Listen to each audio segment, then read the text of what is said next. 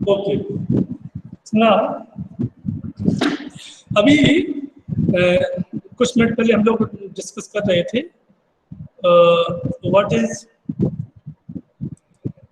magnetic force on the current carrying conductor which is placed inside the magnetic field of intensity magnetic field D। उसमें मैंने आपको ये भी बताने की कोशिश की थी, यदि तुम्हें याद हो सब लोगों को, मैंने आपसे कहा था कि जो उनके बीच का एंगल 90 डिग्री होता है तब फोर्स सबसे ज़्यादा होगा, यानी कि मैग्नेटिक फील्ड और वायर दोनों एक दूसरे के 90 डिग्री पे हैं तो फोर्स ज़्यादा होगा, और यदि उसके अलावा किसी एंगल पर है तो फोर्स कम रहता है। स्पेशली जब हम बात करते हैं कि वो 90 पर है तो मैक्सिमम होगा, तो ये भी आप जानते हो कि साइंस हमेशा मैक्सिमम गेन में विश्वास करती है, तो हमें तो फोर्स चाहिए मैक्सिमम। अब यहाँ पर एक कंडक्टर रखा हुआ है, एक मैग्नेटिक फील्ड है, उस पर एक फोर्स लगेगा, तो उसकी डायरेक्शन हम बोल देते हैं, क्या बोलते हैं, ये देखो क्या बोलेंगे आप कि वो एल और बी दोनों के 90 डिग्री पे होगी। लेकिन थोड़ा सा समझ में आता नहीं है, तो इस बात को समझाने के लिए एक साइंटिस्ट थे फ्लेमिंग, इन्होंने दो नियम दिए, एक लेफ्ट हैंड रूल और एक right hand rule. So today we will discuss left hand rule.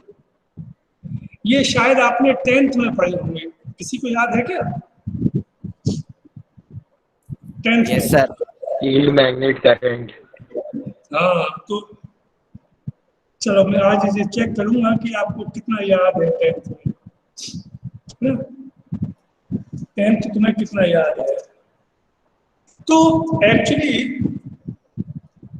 This rule gives the direction of magnetic force. According to this rule, if a current carrying conductor is kept in the magnetic field, so no doubt it will experience some force. So the question is, what will be the direction of force? तो इसके लिए एक नियम बनाया Fleming ने। According to Fleming, if thumb, forefinger and central finger, ध्यान से देखना बेटा मुझे, thumb, ये forefinger and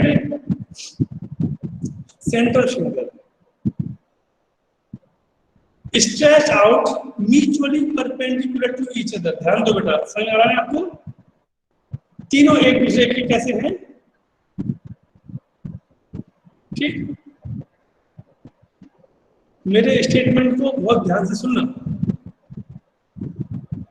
मैं कई बार सही बोलूंगा, कई बार गलत बोलूंगा जानबूझ करके, और आपको पकड़ना है कि मैंने कहां सही बोला है कहां गलत बोला है। Okay, if thumb, forefinger and central finger of the left hand stretch out mutually perpendicular to each other। यहां तक का सिंपल होता है, इसमें कोई सही गलत नहीं है। क्या कहना है कि लेफ्ट हैंड के four finger centre finger thumb को एक दूसरे के नॉर्मल आप ऐसे खींच दो, यहां से होता है। If forefinger gives the direction of force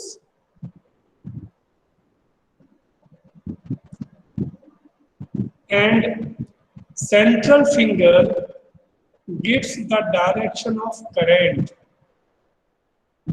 then thumb will give the direction of force।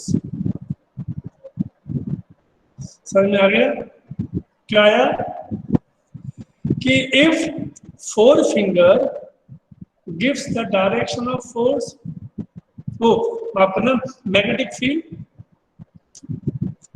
C central finger current, then thumb will be the direction of force। समझ में आया?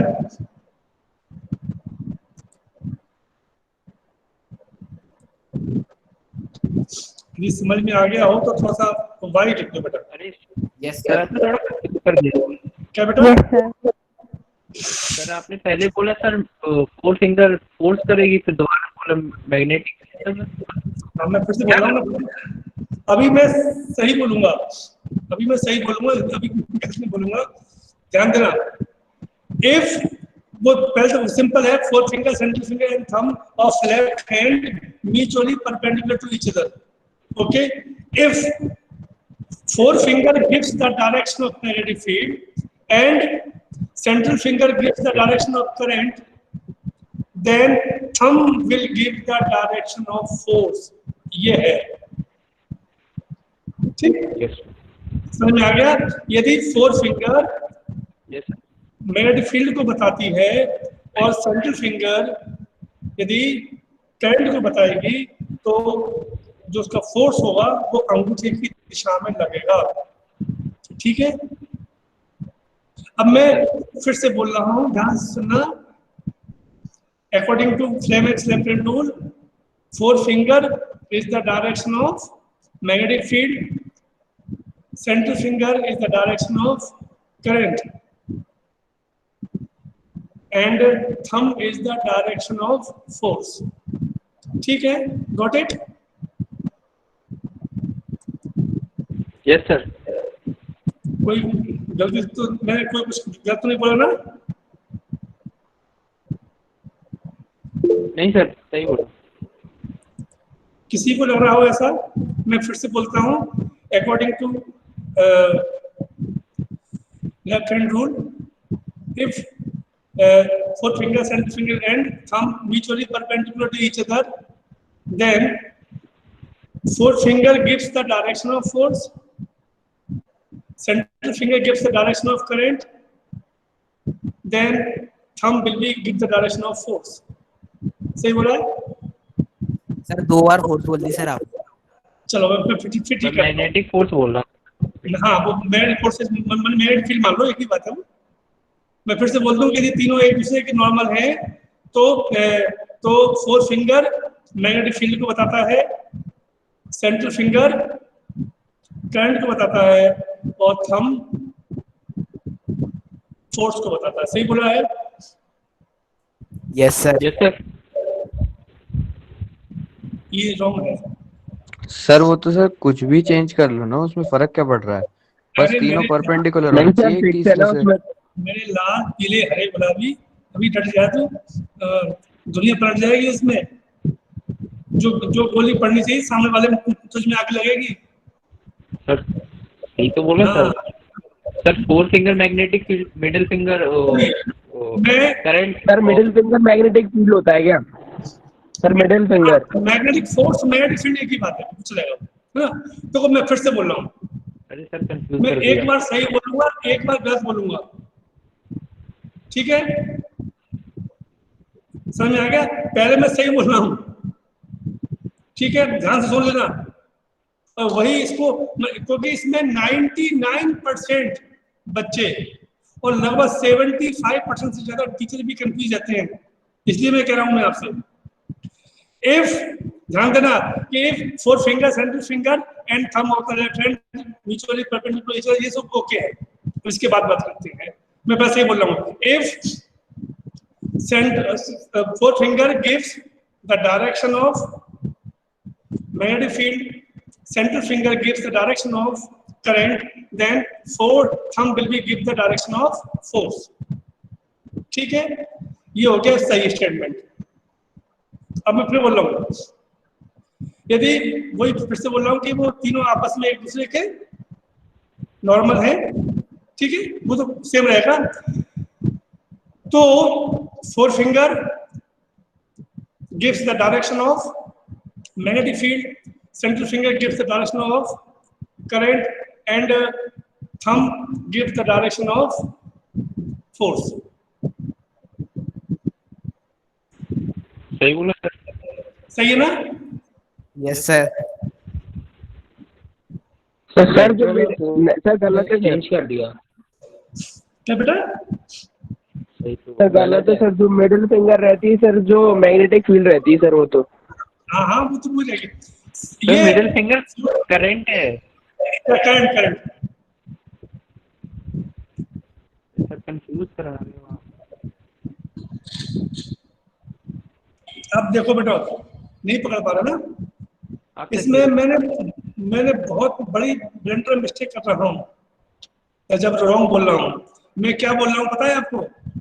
मैं आपसे बोल रहा हूँ कि ये तीनों हैं, तो ये four finger gives the direction of magnetic field, central finger gives the direction of current, and thumb give the direction of force.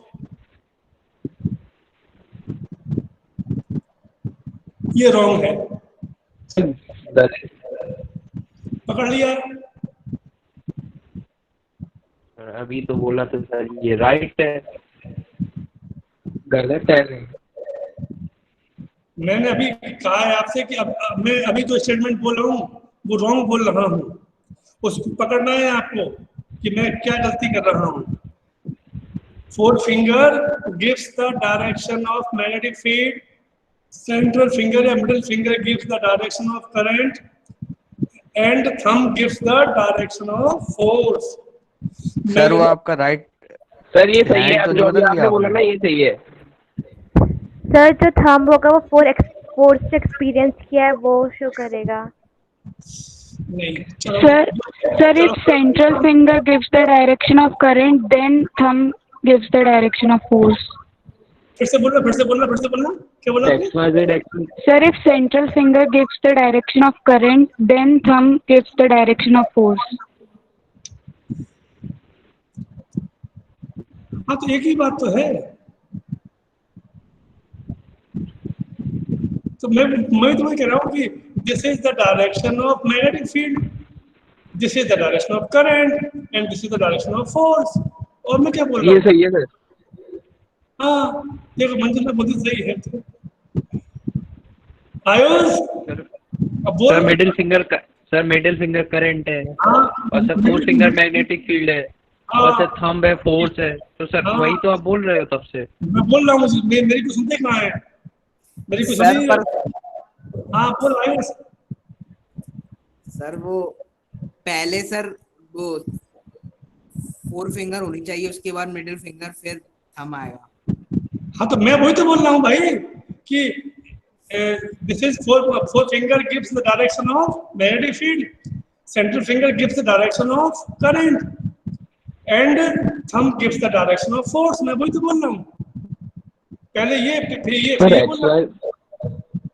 Sir हाँ बोल। एक्सेस के टर्म्स में देखेंगे नहीं कुछ नहीं, उसकी जरूरत नहीं, वो तो हम उसको कैसे भी कर सकते हैं। सर एक बार सही वाला बोल दो सर। सर जो मिडिल फिंगर है सर वो पॉजिटिव चार्ज का मोशन शो करता है। यहाँ उसकी बात नहीं कर रहा मैं, हमने बोल दिया करंट, और करंट सर एक बार सही वाला बोल दो सर बस। ओके, मैं ठीक है। सर इफ और देन लगाना है क्या जरूरी है? मैं मैं फिर से बोल रहा हूँ, सही बोल रहा हूँ। If four fingers, central finger and thumb of the left hand mutually perpendicular to each other, if four finger gives the direction of magnetic field, central finger gives the direction of force, then thumb will be the direction of magnetic force. अरे sir आप sir दिमाग फट जाए। Sir आप जाएगा if sir, आप और क्या देन बोल लगा रहे रहे हो? हो। कुछ भी बदल दिया आपने। सर if आपने then पहले लगा नहीं रहे हो लगाया सर, था। पहले and बोल रहे हैं सर बाद में। सर आपने 2 बार मैग्नेटिक फील्ड लगा दिया उसमें, और 1 बार मैग्नेटिक कुछ भी हो रहा है सर, एफएमसी होता है ना। कोई बात नहीं, अब उसको समझो। बच्चे लोग इस क्वेश्चन जब कभी कभी ये आता है बेटा, इसमें बच्चे फंस जाते हैं, तो इसलिए मैंने आपके 10 मिनट लिए इस मामले में, क्योंकि अभी मैं आपको बता दूं जानकारी के लिए, अभी कुछ आज तो नहीं आ पाएगा मेरे ख्याल से, एक आध दो दिन के बाद आएगा। राइट हैंड रूल आएगा बेटा, लेफ्ट हैंड रूल क्या आएगा, राइट हैंड, वो भी ऐसे ही होगा।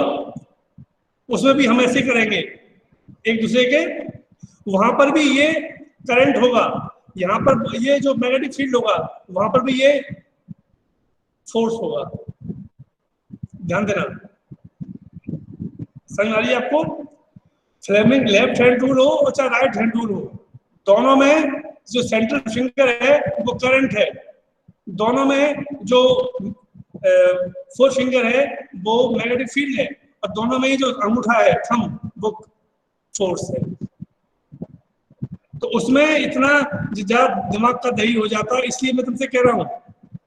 चलिए अब मैं आपको बता दूं मीनिंग क्या है इसका।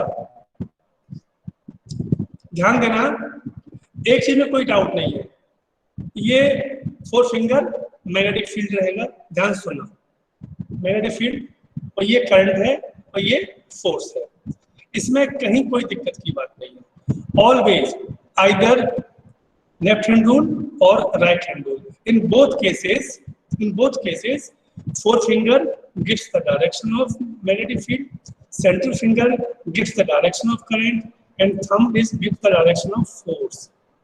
लेकिन इसमें जो आपको पकड़ा थोड़ा सा, लेकिन उसका मीनिंग मुझे बता पाए, इसमें दो वर्ड का बड़ा महत्व है बेटा, वो वर्ड है इफ एंड देन। मैंने क्या बोल रहा था, ध्यान सुनना, मैं कह रहा था if four finger gives the direction of magnetic field and central finger gives the direction of current, then thumb will give the direction of force. बात समझ आ रही है आपको? अब यदि फोर फिंगर मैग्नेटिक फील्ड को बताता है, सेंट्रल फिंगर करंट को बताता है, तो थंब अंगूठा मैग्नेटिक फोर्स को बताएगा। ये तो सही है। अब मैं गलती क्या कर रहा था, जानबूझ करके मैं कह रहा था कि उसमें ये फोर फिंगर फोर्स है, सेंट्रल फिंगर करंट है, सॉरी माफ करना, फोर फिंगर मैग्नेटिक फील्ड है, करंट, ये सेंट्रल फिंगर करंट है और ये फोर्स है। ये गलत है। यदि ये है तो ये है, ये ध्यान देना, इसमें जो मेन वर्ड का ध्यान देना, यदि ये फोर फिंगर मैग्नेटिक फील्ड है, सेंट्रल फिंगर करंट है, तो अंगूठा बताएगा। और यदि आपने सिंपल लिख दिया, क्या लिख दिया कि four finger gives the direction of magnetic field, central finger gives the direction of current and thumb is give the direction of force, तो ये परफेक्टली रॉन्ग है। Why? Because force is independable quantity on magnetic field and current. इन दोनों की दिशा बताएगी कि इसकी direction क्या होगी। That means ये इंडिपेंडेंट नहीं है, ये डिपेंडेबल है। तो इसलिए हम क्या बोलते हैं, यदि ये फील्ड है, ये करंट है, तो ये थंब जो है वो मैग्नेटिक फील्ड को या फोर्स को बताएगा। आई बात समझ में आपको? This is the basic difference. बच्चे क्या करते हैं जल्दबाजी में, इवन एग्जाम में भी लिखे आते हैं, कभी आ जाता है तो वो कि फोर फिंगर जो होती है वो फील्ड की डायरेक्शन है, सेंट्रल फिंगर है वो करंट की डायरेक्शन है, और थंब जो है वो क्यों, वो तो आपको यहाँ भी मिलने वाला है, अभी वहां पढ़ेंगे तो कुछ और पढ़ेंगे अभी हम लोग, ठीक है ना। लेकिन दोनों केस में कंफ्यूजन ना हो आगे जाकर के, इसलिए मैंने बता दिया। दोनों में ही अंगूठा जो है मैग्नेटिक फोर्स को बताएगा या टोटल फोर्स को बताएगा। फोर फिंगर दोनों में मैग्नेटिक फील्ड को बताएगा, और करंट के लिए दोनों के लिए वही सेंट्रल फिंगर होगी। तो अब समझ में आ गया बेटा मैं क्या कहना चाह रहा था? Yes sir. हाँ, इसमें क्या है, आपको ये दो वर्ड का इस्तेमाल करना पड़ेगा, इफ और देन का, कि यदि ये है तो ये है, यदि ये दोनों नहीं है तो भूल जाओ, फिर वो थर्ड का कोई इंपॉर्टेंस नहीं है इसका, ठीक है ना। अब लिखिए इसको, according to Fleming's left hand rule,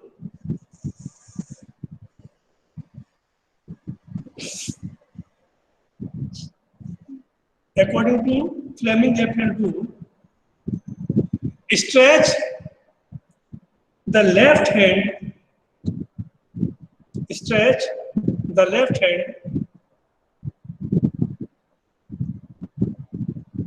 such that stretch the left hand such that the forefinger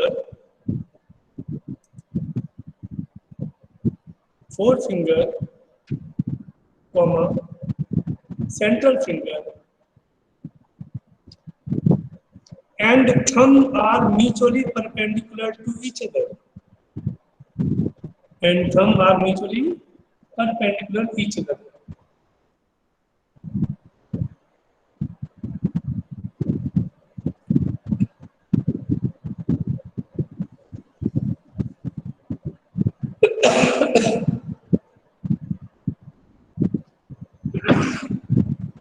If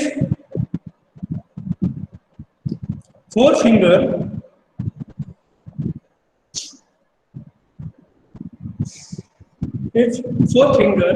gives the direction of magnetic field,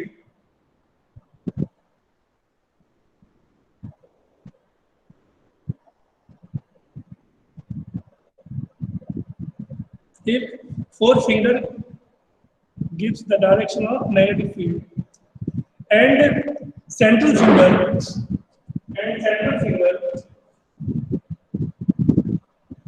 gives the direction of current,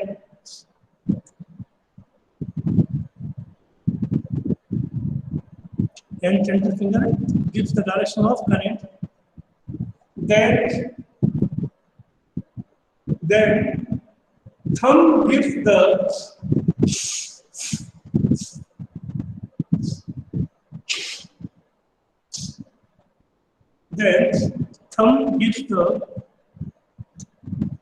direction of the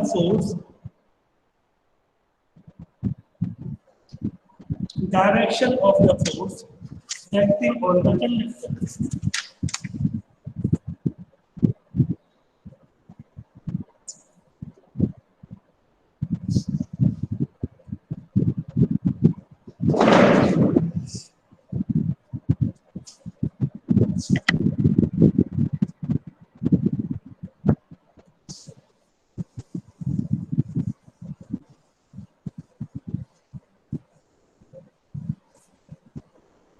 अभी इसका use होगा एक आध होगा।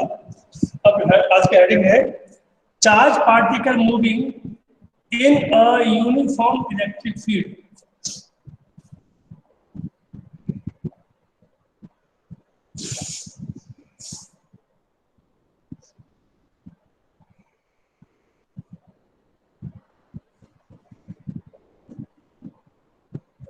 Charge particle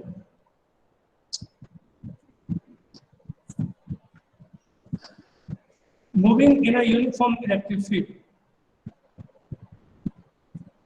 ध्यान दो बेटा, मान लो ये देखो, ये एक प्लेट है, पॉजिटिव प्लेट, ठीक है, और ये है नेगेटिव प्लेट। इसका मतलब ये हुआ कि ये जो इलेक्ट्रिक फील्ड की दिशा होगी वो क्या होगी, ऐसे होगी, और यहाँ से लेके यहाँ तक की जो इसकी लंबाई है वो x है।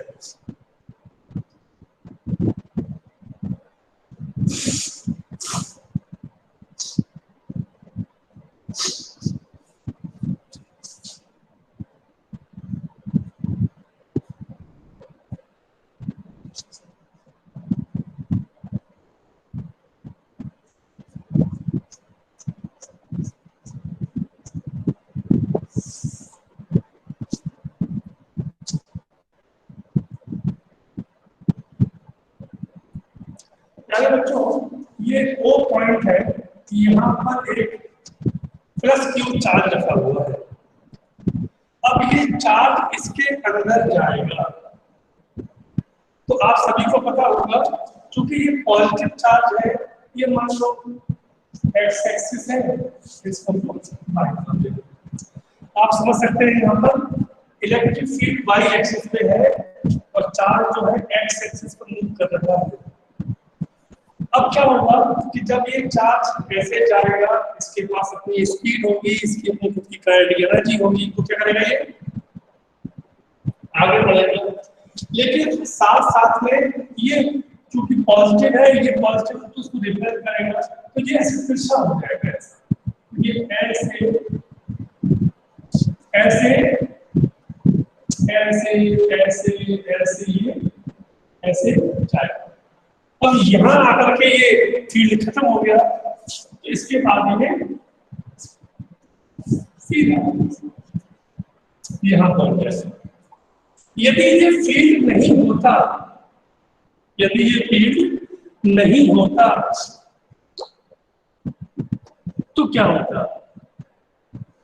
जाहिर है कि ये पॉइंट सी मिलता, लेकिन है तो ये पॉइंट पी भी जाएगा। ऐसे में इसने x डिस्टेंस कवर किया है और ऐसे में इसने y डिस्टेंस, क्योंकि इसके बाद जैसे ही ये यहाँ पहुंच गया है बेटा, इसके बाद इसका फिर कोई फोर्स नहीं था, जिससे वो सीधा हो गया स्ट्रेट लाइन। ध्यान देना, यहाँ पर आपकी फिर से परीक्षा होने वाली है, क्योंकि आपने फिर से यहाँ पे 11th में आपको लगेगा। देखते हैं हमें कितना सवाल हुआ है। हाँ, बता दीजिए, ये डायग्राम बनाइए।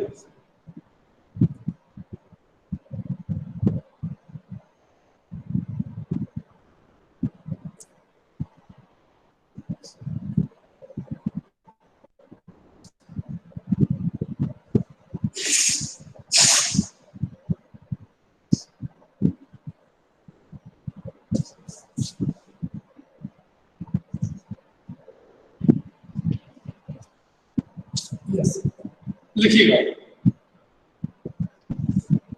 Let us consider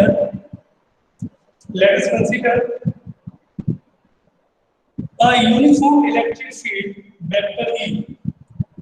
Let us consider a uniform electric field vector E set up between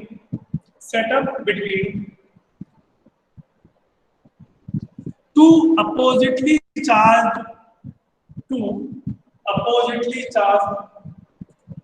parallel plates.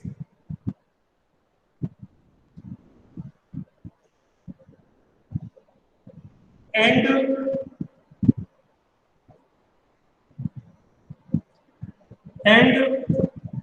positively charged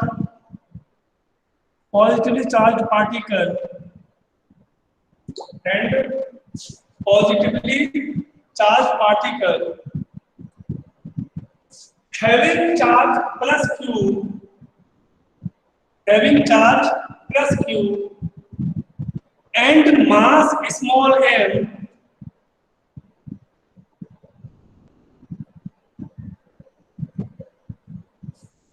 enter at O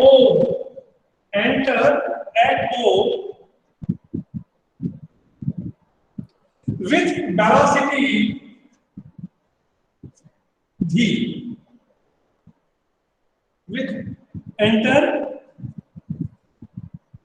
velocity v along x-axis.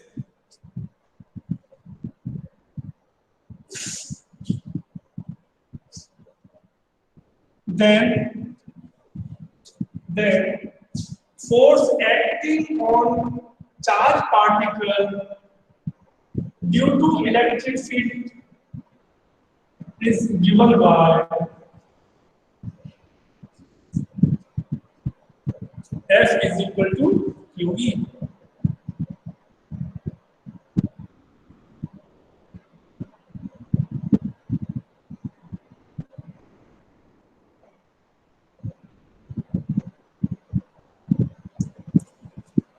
आगे लिखिए, the direction of the force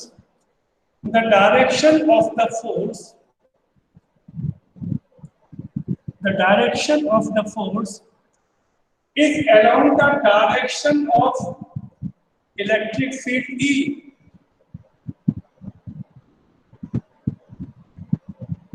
E, electric field E, hence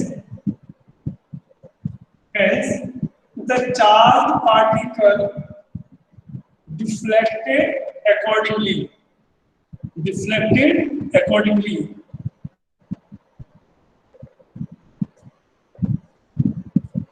and acceleration vector A is equal to Fm, और F के रखेंगे value QE upon M।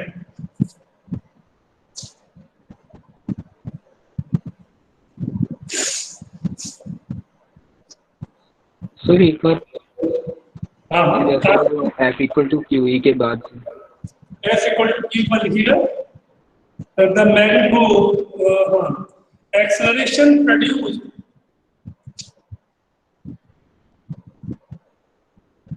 in the charged particle A, vector A is equal to F upon M, और F की value कितनी है? QE upon M हो जाएगा।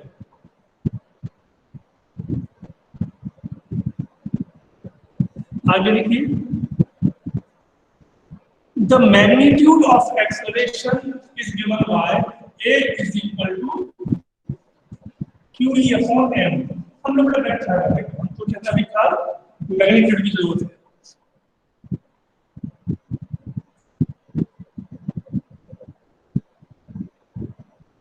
अब ध्यान देना बच्चों, ये यहां तक इसने काम किया इलेक्ट्रिक फील्ड में, यहां तक, इसके बाद फिर वो सीधा हो जाएगा। यदि इलेक्ट्रिक फील्ड नहीं होता तो ये सीधा यहां पहुंच जाएगा, लेकिन इलेक्ट्रिक फील्ड है तो ये ऐसे इसने मूव किया और यहाँ आकर ये सीधा हो गया। यानी कि आप देखें कि ये यहाँ तक इसने डबल डायरेक्शन में काम किया है, कुछ एक्स में भी किया है और कुछ वाई में किया है। तो लिखिए इसी बात को, लेट स्मॉल टी टाइम के लिए बात करेंगे, let small T be the time taken, let small t be the time taken by the charged particle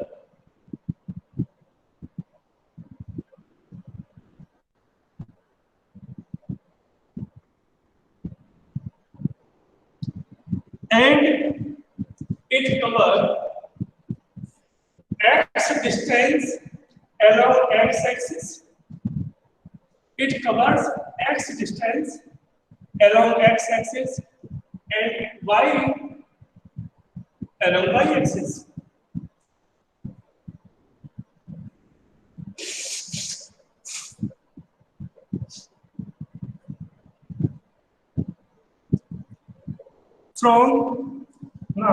from second equation of motion, ये होती है ना, देखो F is equal to ut plus half at square. अब यहाँ पर आपके दो मोशन हो रहे हैं, एक हॉरिजॉन्टल और एक वर्टिकल। तो हम पहले बात करेंगे हॉरिजॉन्टल की, तो लिखिएगा for horizontal motion, for horizontal motion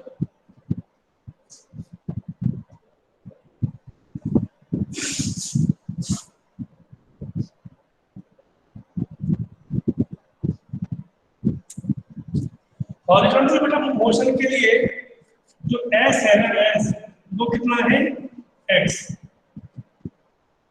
okay. और जो इनिशियल वेलोसिटी कितनी है v,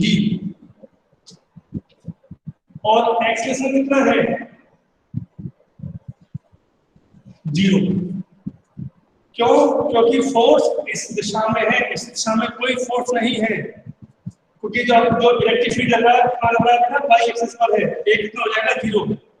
रखिए वैल्यू, तो क्या आएगा x is equal to vt plus half into 0 into t square तो T इज इक्वल टू से जाएगा x अपॉन v।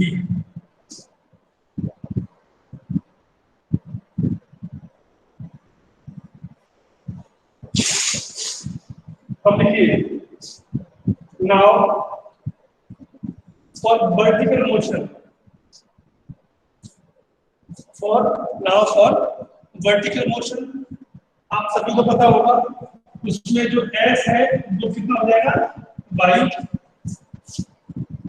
u कितना हो जाएगा 0 है ही नहीं क्योंकि स्पीड तो x एक्सिस में थी, और a कितना हो जाएगा a ही हो जाएगा, नहीं a कितना दिया तो देखो ये दिया हुआ है QE अपॉन m। ठीक, तो ये वैल्यू कैसे s y u कितना है 0 Q प्लस हाफ a कितना है ये लिखा हुआ है QE upon m into t, ये कट गए, y is equal half into QE upon m, t कितना है x अपॉन v, सॉरी ये t स्क्वायर है, तो ये x square upon v square.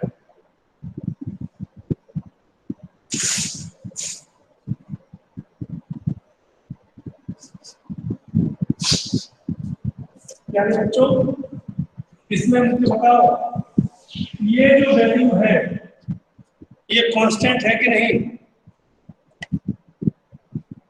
Half constant है, चार्ज कांस्टेंट है, इलेक्ट्रिक फील्ड कांस्टेंट है, मास कांस्टेंट है, भी चूंकि इनिशियल वेलोसिटी है तो वो भी कांस्टेंट है, तो क्या रहेगा में y is equal to ax square, y is equal to ax square, where a is a constant and the value of a is 1 upon 2 QE upon mv square।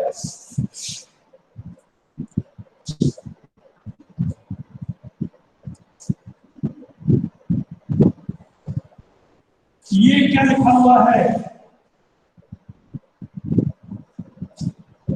बताओ sir equation of parabola, yes ये लिखा हुआ है equation of parabola. यही वजह है कि इसका जो पाथ होता है वो कैसा है, वो पैराबोला को दिखाई दे रहा है आपको, इसका पाथ कैसा है पैराबोला। तो देखो F equation is the equation of parabola, F equation is the equation of parabola. Therefore,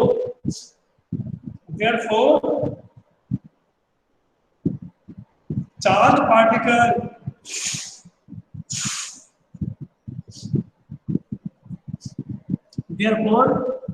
particle moving in uniform electric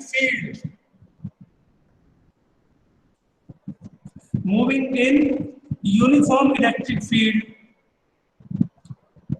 follows a parabolic path,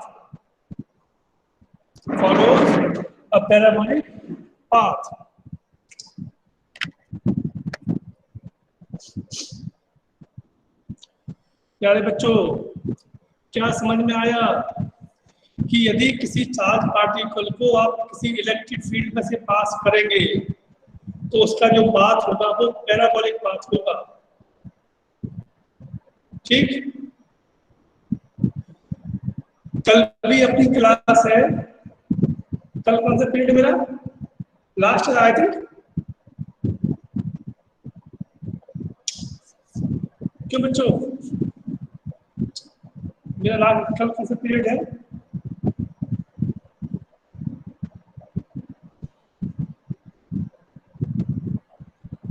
एक मिनट देख के बताओ।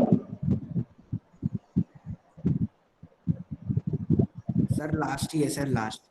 हाँ लास्ट ईयर। तो कल आप देखेंगे इसको आगे जाकर के, कल हम इसी चार्ज पार्टिकल को पास करेंगे मैग्नेटिक फील्ड से।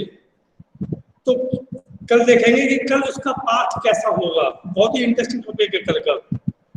और कल के टॉपिक के बाद आपको समझ में आएगा बहुत सारी चीजें जो आपके आसपास हो रही हैं वो क्यों घूमती हैं, कैसे मूव करती हैं, कैसे चलती हैं, ऐसे बहुत सारे आपको इंटरेस्टिंग आंसर मिलेंगे। तो कल हम लोग पढ़ने वाले हैं कि चार्ज पार्टिकल, अभी देखो इसमें क्या हुआ था, charge particle enter electric field, तो क्या हुआ, उसका पाथ कैसा हो गया, पैराबोलिक पाथ हो गया। कल हम लोग पढ़ेंगे कि जब कोई चार्ज पार्टिकल किसी मैग्नेटिक फील्ड में एंटर होगा तो उसका पाथ कैसा होगा। ठीक है, तो उसे हम लोग कल पढ़ेंगे। ठीक है, थैंक यू, साइन अप।